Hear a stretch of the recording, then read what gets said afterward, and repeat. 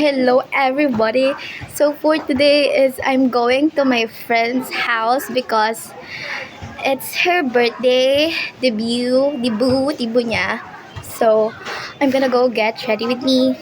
Pero ang get ready with me ko lang is yung palagi niyong nakikita sa video ko kasi I don't have anything na product naman ilalagay sa face ko kasi ito lang naman yung meron ako at ito lang din yung alam ko. So yeah.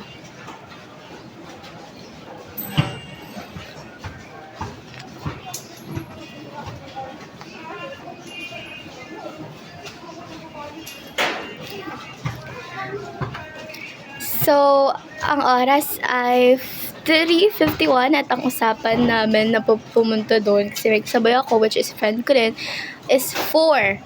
But 3:51 na and kakatapos ko lang maligo, so I'm gonna go get ready with me and hindi na tayo magsasalita kasi nag-aantay na siya. Actually, kanina pa dapat ako naligo, kaso ang ginawa ko is nag-ML muna. Like, sabi ko, okay, 1G lang before maligo. Tapos, oh my God, alas stress na. Tapos yung kuya ko naman, naligo din siya. So, siya yung nauna before me. Kaya, medyo mas natagalan palalo. And hindi ko naman masyadong kinuskus yung katawan ko kasi may napanood ako sa TikTok na like something na hindi mo naman kailangan maligo araw-araw para ganun-ganun. Kasi like, parang yung sa may katawan natin, parang ganun, something like that. So, yeah, hindi na ako masyadong nagkukuskus lang aking katawan. Nagkukuskus lang if ever na I think if madumi talaga, alam mo yun, like may libag, something like that.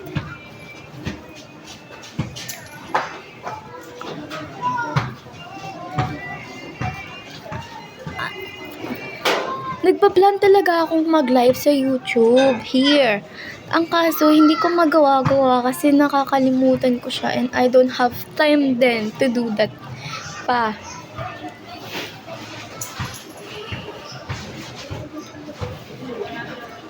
So, nagmamadali na talaga ako kasi lagot ako kay Tiffany. Oh my God, I'm so sorry, Tiff. I love so much. Wala pa namang 4. So, gensya na.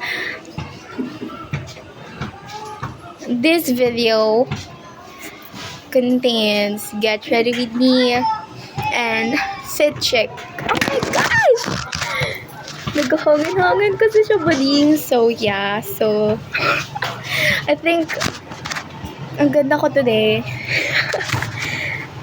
Pero uso kasi baka hindi na maging maganda.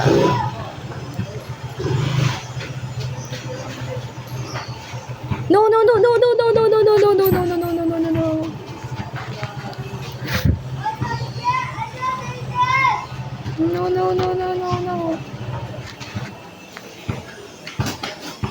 No girl, no. Kung papunta na raw siya next day, hindi pa nga ako tapos dito. Teka lang naman.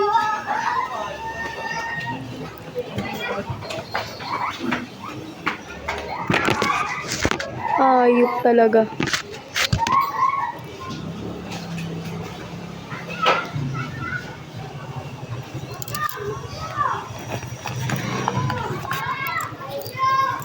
Teka lang, pe.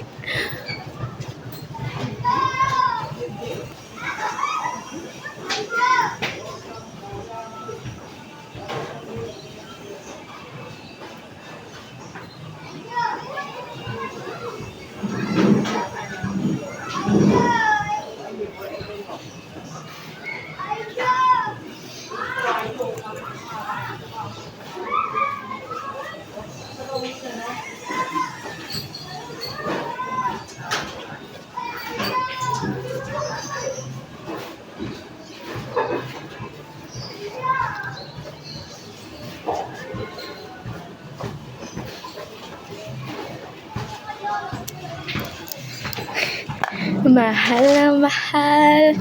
Yan ang namdamin ko. So guys, sa lighting talaga. Depende talaga sa lighting kung maganda ako or no. I'm gonna reply to Tiffany.